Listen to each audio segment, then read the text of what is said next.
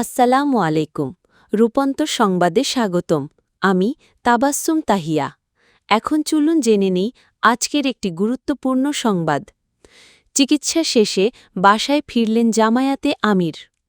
চিকিৎসা শেষে হাসপাতাল থেকে ছাড়া পেয়ে আজ বাসায় ফিরেছেন বাংলাদেশ জামায়াতে ইসলামীর আমির ডাঃ শফিকুর রহমান। মঙ্গলবার ১২ই অগাস্ট সকালে 10:30টায় তিনি গুলশানের ইউনাইটেড হাসপাতাল থেকে নিজ বাসায় ফিরেন। জামায়াতে ইসলামীর সিনিয়র নায়েবে আমির আবদুল্লাহ মোহাম্মদ তাহের এ তথ্য নিশ্চিত করেন।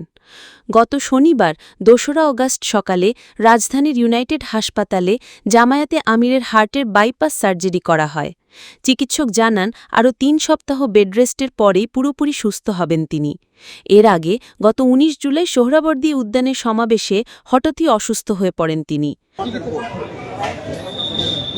ডক্টররা কিন্তু তার যে স্বাস্থ্যের কথা জানাচ্ছিলেন যে তিনি এই মুহূর্তে সুস্থ আছেন এবং যার ফলেই তাকে রিলিজ দেওয়া হয়েছে, তিনি তার নিজ বাসায় ফিরে যাচ্ছেন।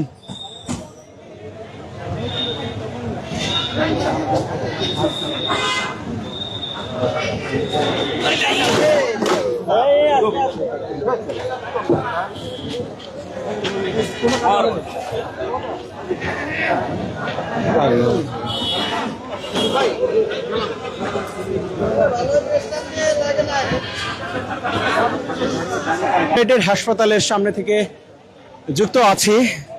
জামায়াত আমিরের বহনকারী গাড়ি ইতিমধ্যে ইউনাইটেড হাসপাতাল প্রাঙ্গণ ছেড়ে সেটি কিন্তু গুলশান ২-এর দিকে রওনা হয়েছেন এবং তাকে বহনকারী যে বহর, সে বহরটি গুলশান ২ হয়ে তার বাসার দিকে কিন্তু যাবেন বলে আমরা জানতে পেরেছি।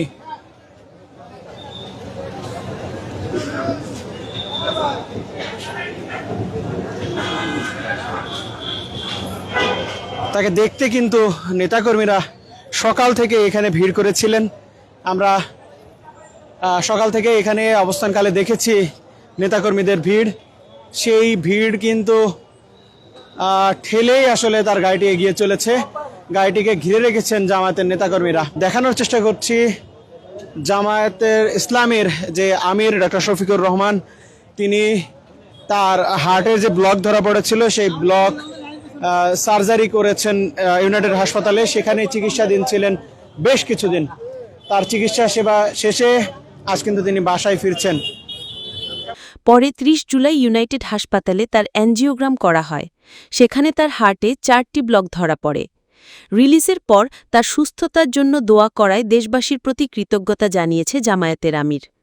এই উপলক্ষে আজ গুলশানের বাসভবনে জামায়াতের কেন্দ্রীয় নেতারা সাংবাদিকদের সামনে প্রেস ব্রিফিং করবেন বলে জানা গেছে।